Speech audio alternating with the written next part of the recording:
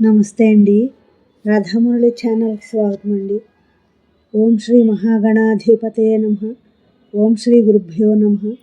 ఓం సరస్వత్యే నమః. శ్రీమాతయే నమః. సౌందర్యలహరి 35వ శ్లోకం అండి.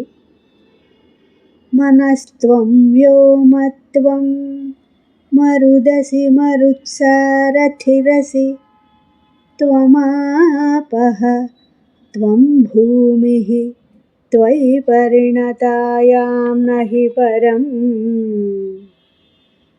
త్వమేవ స్వాత్మానం పరిణమయితుం విశ్వవపుషా చిదానందాకారం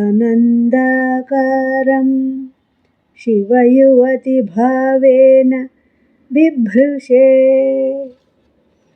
మనస్త్వం వ్యోమత్వం మరుదసి మరుత్సారథిరసి త్వమాపః త్వం భూమిః త్వయి పరిణతాయాం నహి పరం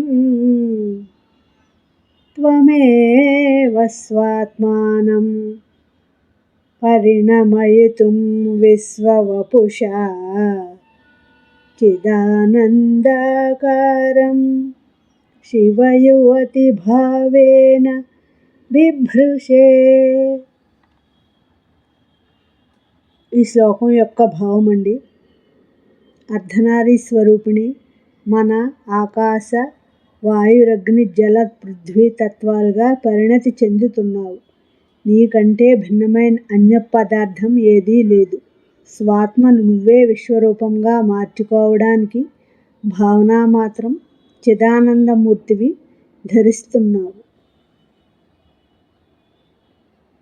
నా ఈ శ్లోకం మీకు నచ్చినట్లయితే లైక్ చేయండి, షేర్ చేయండి, సబ్స్క్రైబ్ చేయండి. మీ రాధ.